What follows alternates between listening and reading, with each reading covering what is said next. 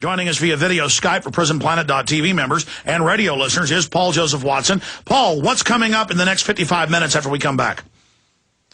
Well, Alex, we've got a huge new Bilderberg story. I'm very excited about this one. I think it's probably, in terms of not coming from leaks that journalists have got out of Bilderberg, but directly from Bilderberg members themselves, I think it's probably the biggest story, certainly of this year, and it's going to answer a lot of debunkers who have attempted to claim that Bilderberg has no power and no influence over world events. All right, so you've got some new breaking news. I haven't even heard this yet. Did it just go up on PrisonPlanet.com? It's going up straight after the show. Oh, so you're not even done yet. You're going to be writing it during the breaks. I've written the article, but it's going up as soon as I get off the air. Well, you need to, during the next break, put it up, Watson. All right, Paul Joseph Watson hosting the show, his maiden voyage. Thanks for joining us. Straight ahead.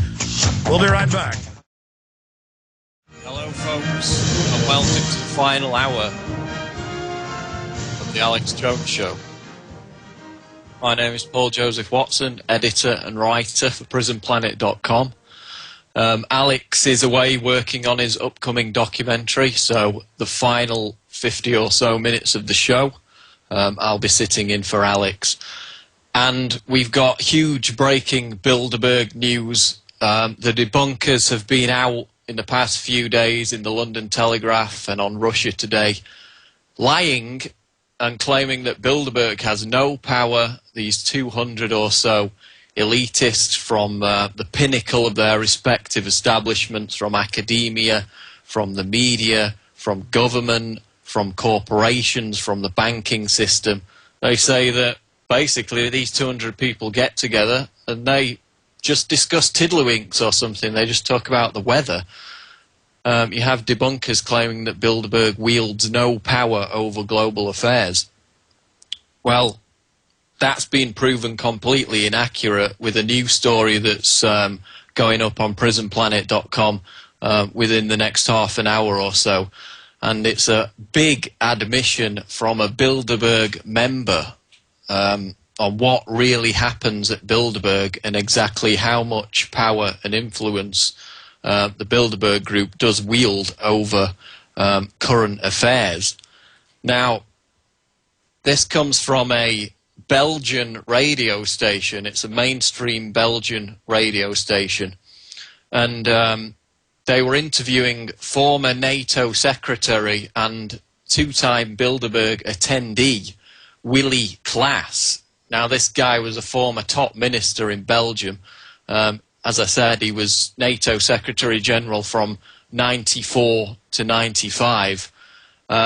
And he gave an interview on a mainstream Belgian radio station, and this was also reported on by the Belgian news website zonniwin.be, and we've got the translation of the quotes in this article that's coming up on PrisonPlanet.com. And Willy Claes told the host that Bilderberg does indeed decide policy for the coming year. That's a translated quote. Bilderberg does indeed decide policy for the coming year. And he would obviously be in a position to know because he's been to Bilderberg on 2 separate occasions, and he was the 8th Secretary-General of NATO. He was a bigwig, and he's also a top foreign affairs minister for Belgium. Now, why is this important that a current and former NATO secretary, a current Bilderberg member, Willy Claes, admits that Bilderberg decides global policy? Well, because over the last few days you've had both the London Telegraph, a guy called Chip Burley, who appeared on Russia Today, and we're going to play that clip in a minute, claim that Bilderberg has no power over global affairs whatsoever, and the meeting has no significance at all. Now, we can go through the leaks that emerge out of Bilderberg meetings that are got by journalists there on the scene, but really the golden nugget is the fact that a Bilderberg member admits that they do set global policy. And Claes said during this radio interview, quote, at first he said that each Bilderberg guest is given around 10 minutes of talk time in which they compile their presentation to fellow Bilderberg members at the conference. And then he said, quote, "The participants are then obviously considered to use this report in setting their policies in environments which they affect." And that's the direct translation of what he said. The participants are considered to use this report, so they use the report that the Bilderberg organisers have written up from their 10-minute speech. And then each individual Bilderberg member is mandated to enact that policy within their respective member nation. So this undemocratic, unelected, secretive elite does formulate the consensus which goes directly to forming policy in major Western and worldwide countries. Now, this was sent to us by a Dutch-speaking reader who's a Belgian, and he confirms that the translation is accurate. And we've got the translation of his quotes in this article that's coming up. And it represents a solid confirmation of basically everything that we've seen come out of Bilderberg in recent years, whereby the leaks of what is to happen in global policy in terms of the economy, the environment, war and other sectors of global policy play out over the next 12 months. We've documented this many times with the oil prices, the 2002 Bilderberg meeting, which delayed the invasion of Iraq until 2003, and many other areas which we'll go on to explore in detail later. So this is a confirmation from a Bilderberg member that the group sets policy in a completely undemocratic and illegal manner behind closed doors, behind a steel ring of security.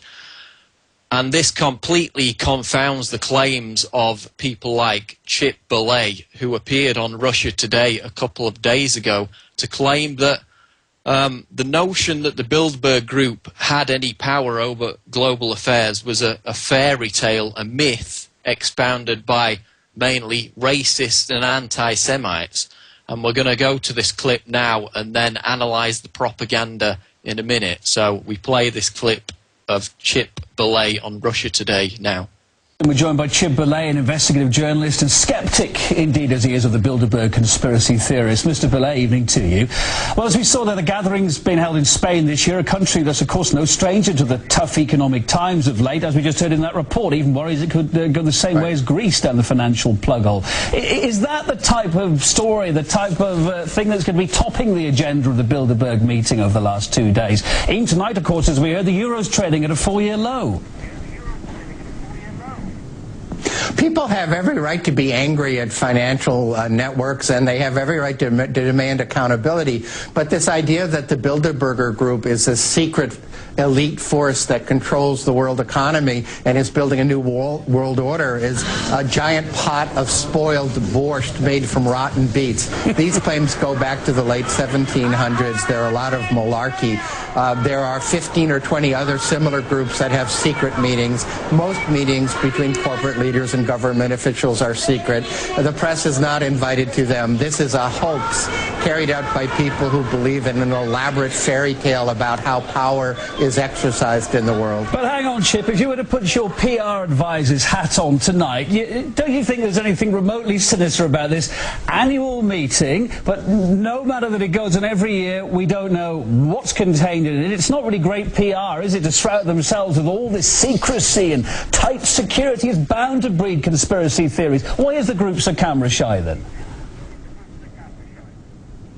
Well, look, of course you're right. From a PR perspective, it's idiotic to have secret meetings with secret guest lists and a secret agenda. So, of course, that encourages conspiracy theories. But you also have the Trilateral Commission, you have the Council on Foreign Relations, you have the Club of Rome. You have dozens of these elite formations. And yes, they talk over policy, but the organization itself has no power. Powerful people with huge security apparatus show up at these hotels, and of course they lock lock down the hotels. You know, I'm an investigative reporter. I'm annoying. I try and sneak into meetings, and of course security keeps me out. This fantastic set of allegations is a stage play for the reporters. But these, as you just said yourself, are powerful people with a lot of world influence. Surely they're going to take back to their respective camps some of what they talked about at said meeting, and that is going to have an effect on the global scene, isn't it? And that effect will be covered by the media of dozens and dozens of nations. And the policies that are formulated don't hold any power within the nation. The people who go to the meeting, there's only like 2 or 3 people from each country. They go back to their country and say, hey, I heard this at the Bilderberg meeting. What do you think? And the National Assembly or the powerful people say, I think it's a lot of malarkey. Take it back and shove it someplace. So this idea that this is plot that is carried out to 30 or 40 countries and implemented is baloney. How can you be so sure about what you're saying here? Because it's such a secretive organization, such a secretive group indeed. How can you be so sure about that? And if it has no influence, what's the point of it all?